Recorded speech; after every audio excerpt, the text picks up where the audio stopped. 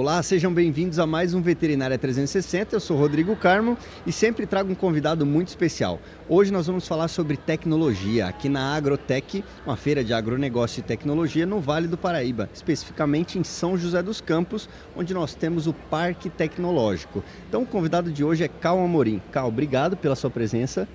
Eu que agradeço, já que o convidado especial não veio, né? Então eu estou aqui à disposição.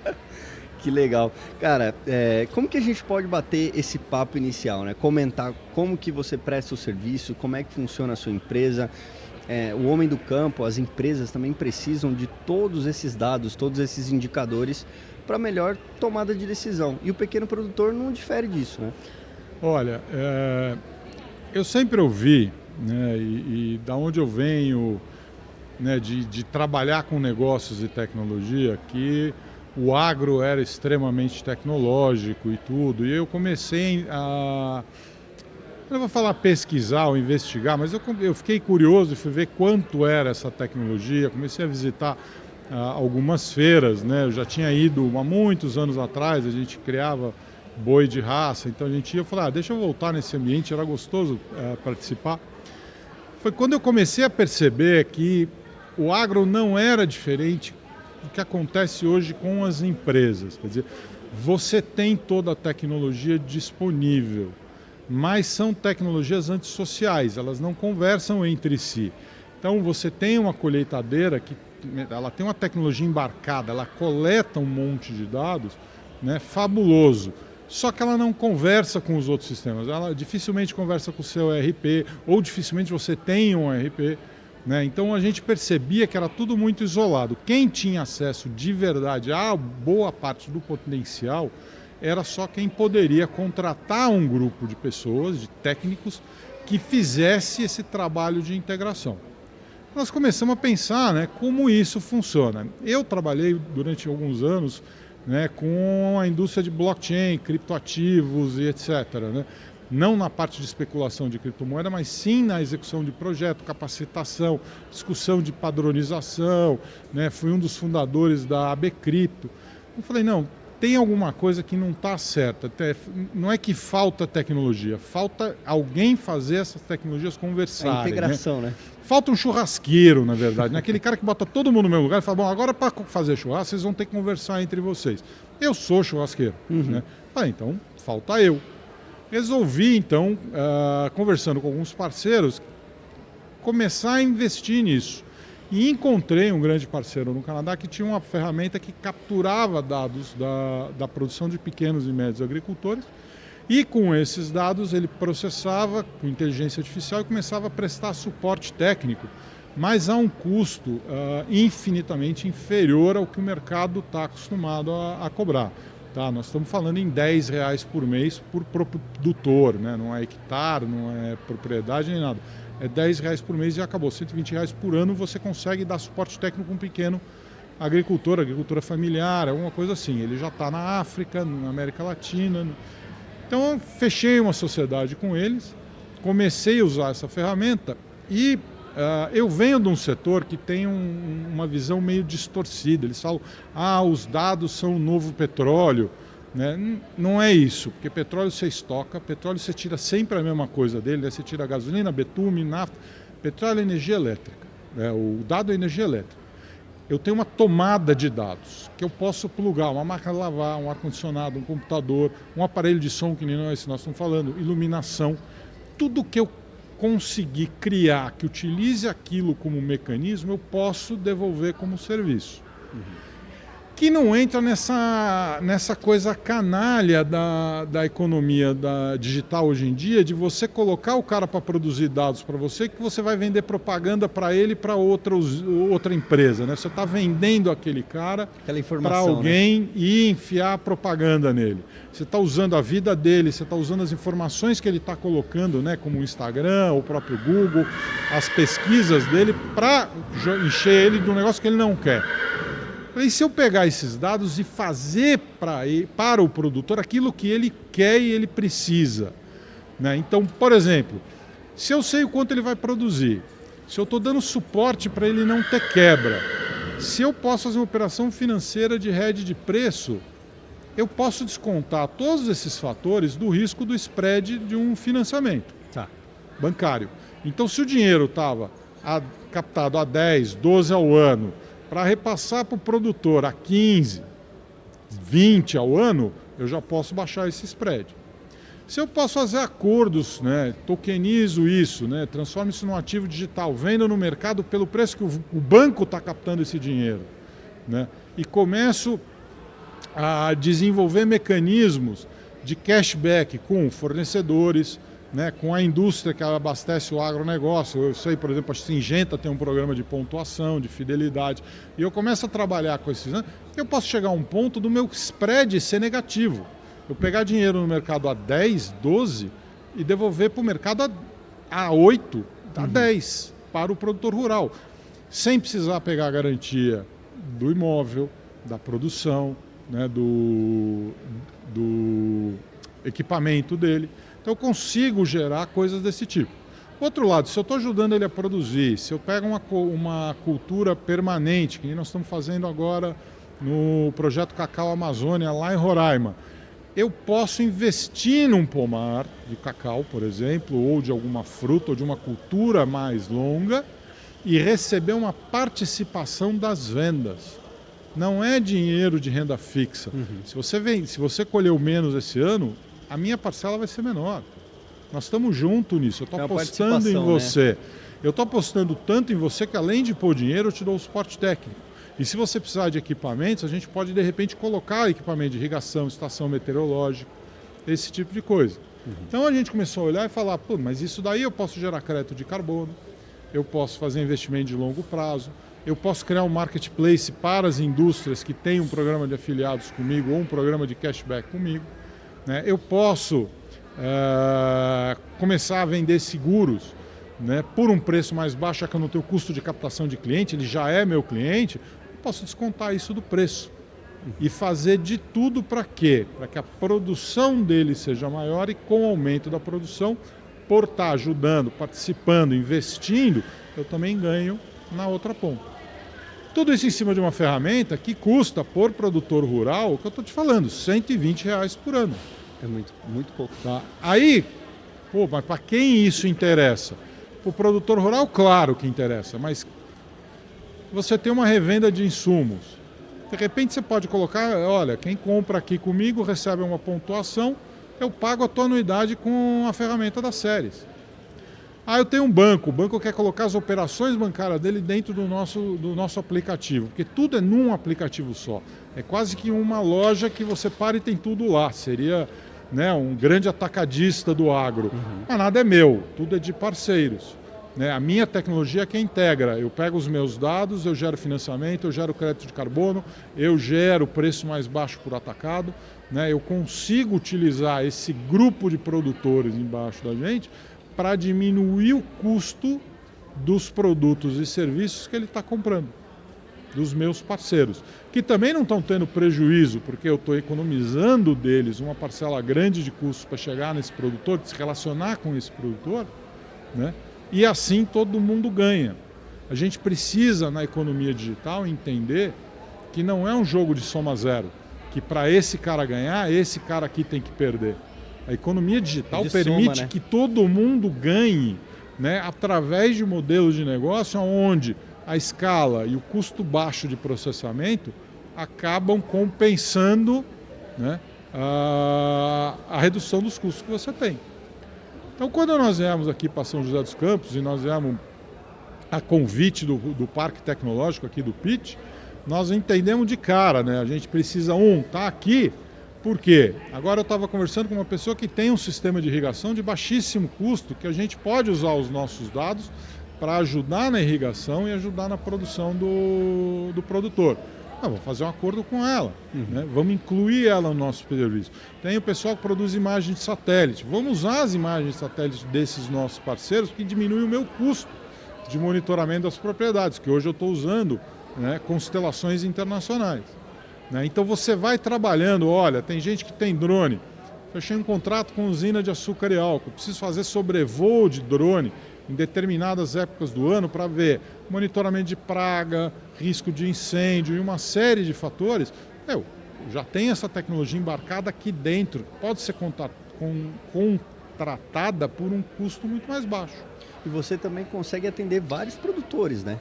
Porque você consegue ter um pool de possibilidades de serviços e produtos num custo mais acessível e o custo ele dilui, né? E eu ganho na escala. Se eu tenho uma equipe de 7 pessoas, 10 pessoas, que está atendendo 300 produtores, ela vai continuar sendo 7, 10 pessoas para atender 2.000 produtores.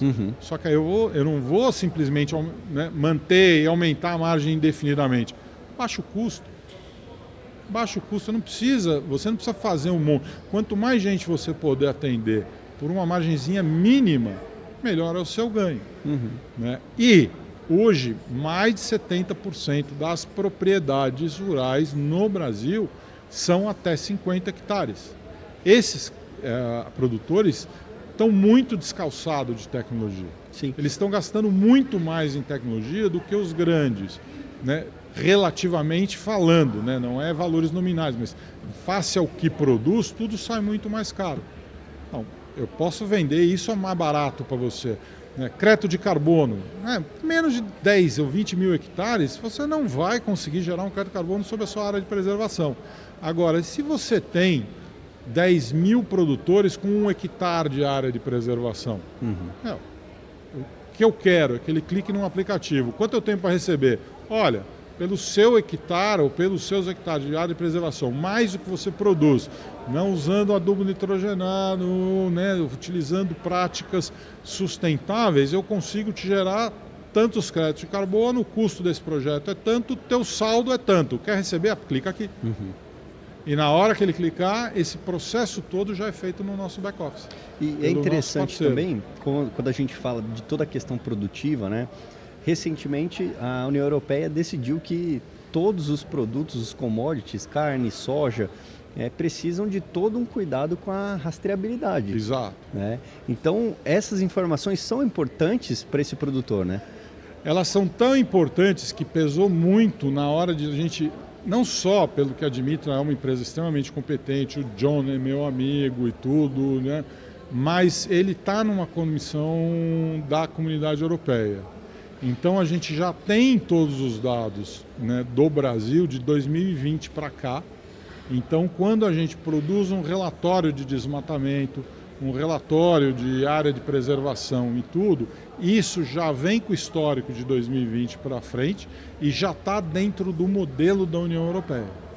Toda a nossa certificação e rastreabilidade de origem é feito via blockchain, então já está preparado para você atender as normas da Comunidade Europeia. Então a gente consegue, né, por exemplo, dar um selo de origem de fruta de uma determinada região do Brasil, um selo de origem orgânica, um selo de origem sustentável, né, um selo sanitário, né, tudo isso em parceria com quem são as certificadoras. Então eu pego aquela certificação, mostro que aquela certificação está atrelada àquele certificado blockchain que está naquela propriedade, ou seja, aquele produto sim, é um produto de origem tal, está certificado sanitariamente ou está certificado com práticas orgânicas ou sustentáveis, e a gente consegue fazer tudo isso já dentro das novas normas que a Comunidade Europeia ainda está implantando, se adequando. E é importante a gente falar que o Brasil é uma potência no agronegócio, né? 27% do PIB que representa o agronegócio, e falar que o agro ele também é um dos mais sustentáveis do mundo, né? O Brasil tem muitos indicadores que nos levam a essa informação. Eu diria, né, 27%, 30%, dependendo da base que você pegar, mas isso está sendo medido sobre o quanto o agro gera, né, no PIB de produção. Então quanto de boi, de soja, de milho. Tá. Só que quando você, né, vende o teu boi, vende a tua soja, vende o teu milho, né, o que você faz com esse dinheiro? Você não vai comprar mais boi, mais soja e mais milho. Você vai no supermercado, ele volta para a economia, você vai na confecção, você vai gastar na economia. Quando você vai numa AgriShow, ou quando você vem aqui, né, nós estamos num pavilhão, tem cara vendendo bota, vendendo chapéu, vendendo faca, vendendo calça, vendendo tapete. Tem animais, e isso aqui está no PIB do agro. Aquilo ali não está no PIB do agro. Né? Serviço de alimentação, né, a própria indústria. né, para você entregar uma colheitadeira, né, quanto de produção industrial você tem por trás para que essa colheitadeira chegue na sua mão? Né? Quanto tem de produção de uniforme para o trabalhador de uma usina de cana-de-açúcar? Né? Ou quanto de automóvel, de caminhonete não se vende para o agronegócio que tal não está calculado nessa conta? Né? Quando um fazendeiro compra um imóvel na cidade e vai morar lá, não está no PIB do agro. Exato. Né? Então, quanto da construção civil não existe dependendo do dinheiro que entra? Eu comecei a pensar nisso porque meu pai teve uma propriedade numa cidadezinha chamada Itaí. Itaí tem 20 mil habitantes e tem um grande comerciante lá. E a gente estava conversando com ele sobre a crise. E ele começou a rir e falar, doutora Manin, não existe crise aqui em Itaí há 40 anos. Isso aqui é uma cidade do agro. Não existe como ter crise. Os caras continuam abastecendo no meu posto de gasolina, comprando no meu shopping, vindo na minha loja de material de construção. Ele era o cara que tinha as maiores lojas. Dominava ali. Não diminui, Uhum. porque todo ano tem safra, todo ano está entrando dinheiro. Não tem índice de desemprego aqui.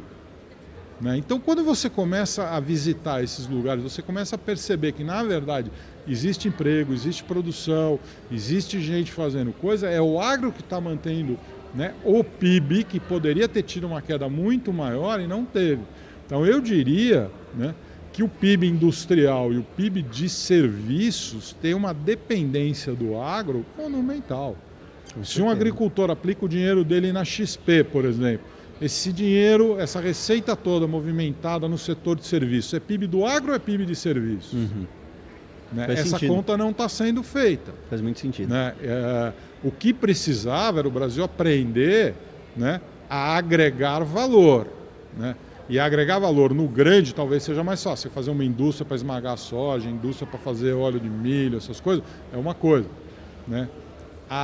Na pandemia, a gente tinha um grupo de pessoas trabalhando com uma metodologia nossa de organizações distribuídas. E a gente começou a conversar com o pessoal que plantava noz pecan no interior do Rio Grande do Sul. E eles queriam mexer com blockchain para fazer rastreio da pecan, para exportar, e eles estavam todos voltados para exportação. Quando nós começamos a falar em gerar riqueza e tudo, eles começaram a separar uma parte da produção deles para produzir alimentação. Hoje ela tem 2 tipos de panetone de pecan, que não interessa o quanto ela produz, acaba. Ela tem 2 tipos de alfajor, um de chocolate branco, um de chocolate preto de pecan, que eu vou até o Rio Grande do Sul para trazer alfajor. Toda vez que eu encontro com ela, eu saio com uma caixa de cor. Ela produz torrone de pecan, pipoca com pecan. Caramba. Ela começou a trabalhar tanto a tal ponto do marido dela arrendar as terras que ele produzia grãos, porque ele está pegando seca, pegou chuva, pegou tudo, e só está se dedicando aos pomares de pecan. E esses 20% já começaram a fazer diferença na receita da importação, da exportação dele. Incrível. Já começou a rivalizar, de começar a olhar e falar, será que nós vamos começar a produzir mais que 20% para fazer esses produtos e diminuir a cota de exportação? Porque exportação você paga, sei lá, $50 a tonelada. Né? Uhum. Panetone você vai pagar R$50 100 gramas. É completamente Inverteu o diferente. espeto, né? É uma agregação de valor e aí ganha dinheiro quem descasca pecan, quem seca, quem processa pecan, né? A indústria que produz panetone, a indústria que produz alfajor.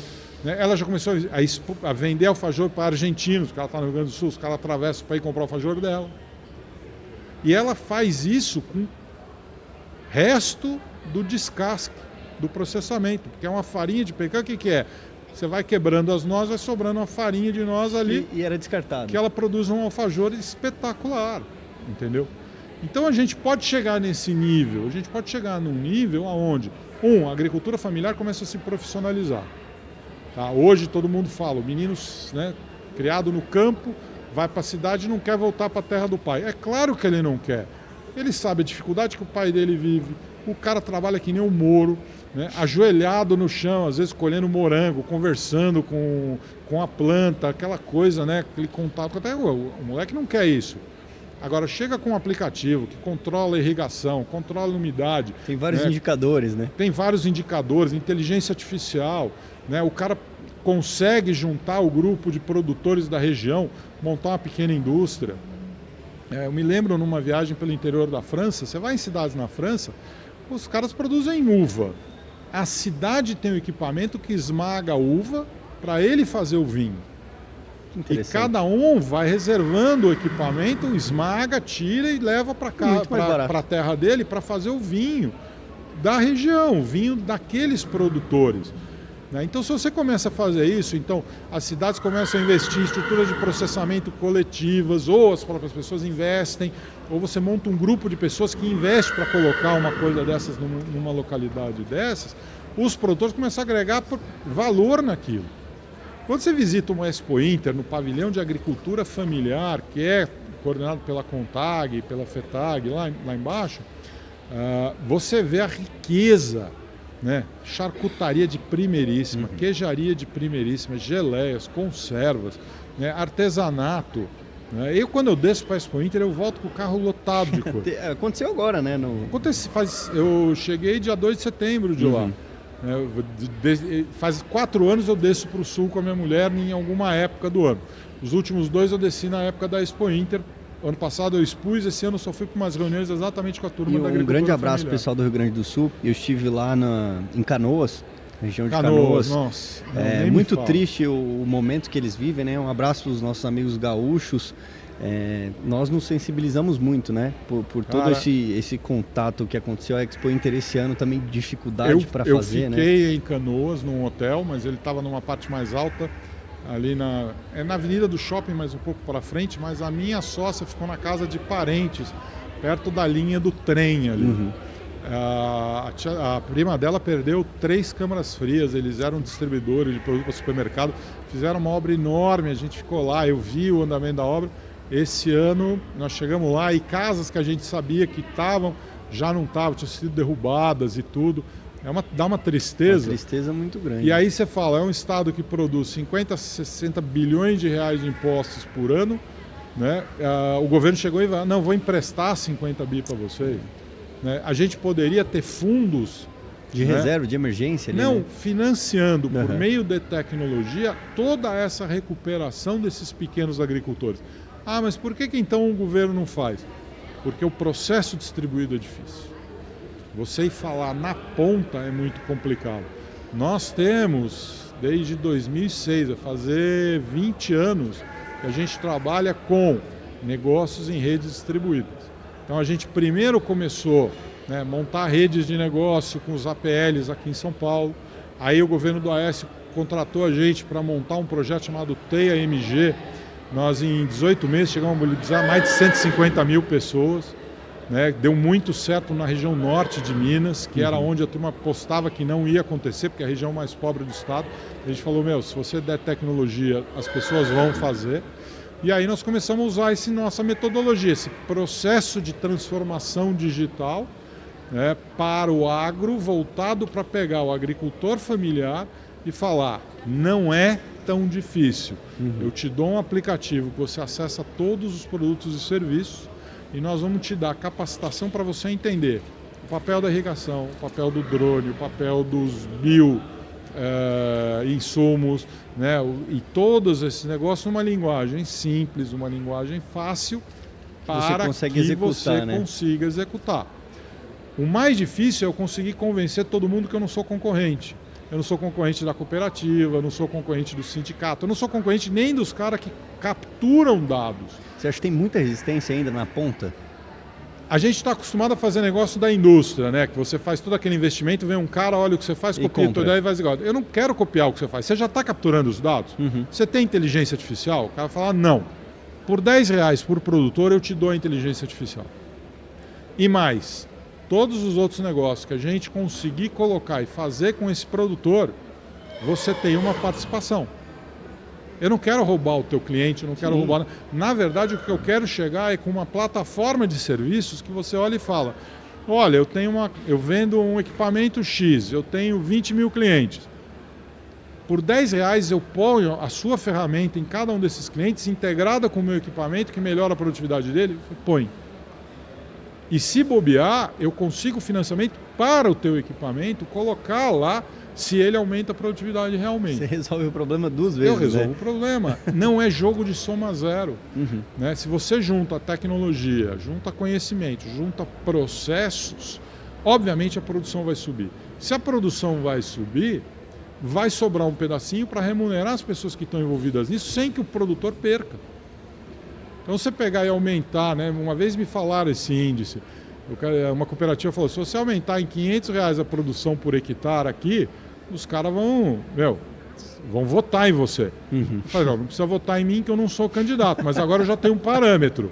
Se eu chegar com um plano para aumentar R$500 a rentabilidade por hectare, né? Vocês contratam? Ele falou, não, faz o plano, nós estamos lá fazendo conta. Que a gente tem, né, várias coisas para desenvolver. Mas a partir do momento que eu colocar isso, você aumenta essa rentabilidade. Eu baixo o custo 2, 3% no financiamento no crédito rural, 2, 3% no custo do insumo, né? Compenso as perdas. Financiamento não é mais por renda fixa, eu posso entrar no risco. Eu dou suporte técnico, sem ele precisar ficar pagando alguém para isso num primeiro atendimento. Claro, se ele precisar falar com um agrônomo, uma coisa assim, ou mesmo um agrônomo quiser engrenar as nossas ferramentas na carteira de cliente deles, por exemplo, a gente pode fazer isso. Né? O que a gente consegue eu chego com uma solução que você vai ganhar. Do que você vai ganhar, eu quero um pedacinho pequenininho que vai pagar o custo todo do que a gente está fazendo. Entendeu? Você divide a fatia do bolo e traz possibilidade. Porque claro. eu vejo assim que o produtor rural, às vezes, ele tem esse receio, né? Porque ou era do avô, ou era do pai. Então, é uma sucessão familiar que, às vezes, a pessoa tem aquele receio, ou é mais chucra ali, ou não quer... tem dificuldade para entender o novo, né? Cara, vamos lá. Eu sou de São Paulo. Eu nasci na Bela Vista, né? Morei durante muito tempo no centro de São Paulo, na Bela Vista, já morei no Itaim, já morei no Brooklyn, já morei em vários bairros, Santa Cecília. Eu sou super urbano. Minha mulher é mineira. Mineiro só muda para perto da praia. Então, o que eu vou fazer com uma fazenda? Por que eu vou tomar a fazenda desse cara? Né? Não me interessa eu tirar a terra dele, ou a garantia real. Mano, eu já convenci o investidor da gente investir por risco. Vamos apostar no cara. A nossa ferramenta não é boa? A nossa ferramenta é boa. É a melhor do mercado? É uma das. A gente aumenta a produtividade? A gente aumenta. Então, vou fazer um contrato de risco? Vamos para o risco. O desafio está aí, né? Encontrei um louco que topa, fiquei sócio dele, está afim de fazer isso. O John é multimilionário, né? Admite um negócio que ele está fazendo bem na linha. Nós estamos aqui para melhorar o planeta, né? Trazer riqueza para os caras sem ficar dando... subsídio, né? Então não é ajuda humanitária para a África, é sim ensinar a África a se desenvolver, né? É sim ensinar o pequeno e microagricultor a ter uma vida digna, né? Da produção da terra dele, como era o sonho dos nossos antepassados, né? Meu bisavô chegou da Itália aqui com 13 anos, sozinho num navio, né? Foi colher café, foi abrir estrada por aí, né? A minha sócia é a mesma coisa, família italiana que foi lá para o sul, subiu a Bento Gonçalves, a história é outro nível de coisa, né? Então são pessoas que acreditaram que dava para você viver da terra. Nós temos que passar esse sonho para quem está lá hoje. Tem que ser viável, né? Eu não sei trabalhar a terra, mas eu sei reconhecer charcutaria boa, queijaria boa, eu sei ver que os produtos que os caras estão fazendo são bons. Né? Meu outro bisavô tinha uma venda, talvez eu tenha puxado mais o lado dele. Eu produzo menos, mas eu vendo. Né? Não, e a venda é importantíssima em tudo. Meu sonho era esse, eu falo para minha mulher, eu vou aposentar, vou botar um avental, uma faca na cintura e ficar fatiando salame, queijo e dando para os clientes. Vou fazer uns panini, vem cá, olha, tem esse vinho do Rio Grande que eu trouxe, vamos tomar um. É mais ou menos isso. Mas a forma que nós encontramos para fazer isso eu tenho que tornar viável novamente a produção familiar como polo de sustentação do crescimento no Brasil. Show. O Brasil foi criado assim, né? Você trazia o imigrante, dava um pedacinho de terra para ele ia, por exemplo, Bento Gonçalves é isso. né? Várias cidades aqui fizeram. As grandes propriedades vieram depois, as capitanias hereditárias, aquelas coisas, né? Isso não funcionou. Né? Santa Catarina, que é a terra dos meus pais, é só propriedade pequena. Meu avô falava que ele conheceu lá o patriarca da família Fontana vendendo ação da Sadia de porta em porta, né? Juntando os granjeiros. Nós temos que resgatar isso agora, para competir, não é combater, mas competir na mesma arena, né? Com as mesmas oportunidades que esses grandes produtores rurais que estão por aí, né? Que aparecem no noticiário, só a tecnologia vai dar isso. Muito bom. E hoje, a tecnologia, né, depois que você teve, né, o Linux, que acabou com essa coisa da licença, do custo da licença como um fator de bloqueio de entrada na tecnologia. Quando você teve o Mark Benioff da Salesforce, que criou o Software as a Service, né, então que você pagava pelo uso do programa, né, uma taxa pequenininha, né, para ter os mesmos recursos do cara que tem uma plataforma parruda, né? O Google, que inventou os modelos de negócio freemium, né? E agora o Satoshi Nakamoto, que criou o blockchain, o Bitcoin, e trouxe toda essa coisa da tokenização, os contratos inteligentes. Isso simplesmente diz: um agricultor que tenha 1, 2, 5 hectares pode competir em matéria de acesso à tecnologia em pé de igualdade com um grupo grande, um MAGE, uma JBS da vida, né? Porque ele vai ter as mesmas ferramentas de controle. Muito bom. De rastreamento. Basta fazer isso chegar lá. E traz a possibilidade dele crescer, né? Muito maior, eu vou te dizer, porque é o seguinte: MAGE, JBS, esses caras são um só. Quando você tem, no Rio Grande do Sul são 400 ou 500 mil famílias, né, que estão produzindo dados, né, estão gerando riqueza, e você consegue compartilhar a conta do desenvolvimento tecnológico um pouquinho para cada um, né, sai quase de graça essa tecnologia. Entendeu? E eles precisam muito do básico ainda para tomar aquelas pequenas decisões junto com o conhecimento que ele tem da terra. Né? Os grandes grupos não é mais o MAGE que está lá cheirando o chão para saber se a soja vai dar esse ano ou não. Não é ele que está cuidando da planta. Ele depende de técnicos, agrônomos, que vão ser muito mais dependentes da tecnologia e tomar decisões talvez menos acertadas. Por quê? Porque eles não são da região, não conhecem, não estavam lá, não estão no dia a dia, né? Não viveram 3, 4, 5 gerações, não tiveram esse conhecimento sobre o que acontece, como é que aquelas plantas desenvolvem, que essas gerações de agricultura familiar têm. É como vinho. Eu vou muito a Bento, é como vinho em Bento. Pode olhar lá as grandes vinícolas, são todas familiares, né? O patriarca fundou, depois veio o filho, agora os netos estão assumindo. A gente vai muito lá com um amigo nosso, o Ademir, da Dom Laurindo. Eu posso fazer merchan, né? Claro que pode. Então, o Ademir tá todo mundo em casa aqui. Da Dom Laurindo, que é um vinho espetacular. Agora os filhos estão desenvolvendo toda a linha nova. Quer dizer, o pai veio, ele, né, e o irmão continuaram a vinícola agora, né? Os filhos estão vindo. Então, você vê a qualidade de um vinho do Rio Grande do Sul atualizando qualquer vinho do mundo. Sim. Então, eu quando vou ao Rio Grande, já falo para mim, eu vou de carro porque eu vou abastecer o carro. Eu vou voltar com tudo, 10, né? Já fomos a Bento, já fomos Garibaldi, fomos a Pinto Bandeira, agora tivemos em Flores da Cunha. Que lugar espetacular, Flores da Cunha. Presunto cru espetacular, tem vinícolas excelentes em Flores da Cunha. Fui a Parados da Serra, naqueles canyons. Você vai num negócio desse e fala, mas o que a gente está perdendo, né, para os outros lugares? Vamos trazer tecnologia, vamos embarcar a tecnologia, vamos embarcar a tecnologia nessa produção familiar, vamos embarcar a tecnologia para melhorar a qualidade dos insumos da produção familiar, ver se o nosso presunto cru não vai estar no mesmo nível do espanhol, né? Minha avó vai falar, do italiano não, do espanhol pode ser, né? Mas é mais ou menos isso, entendeu?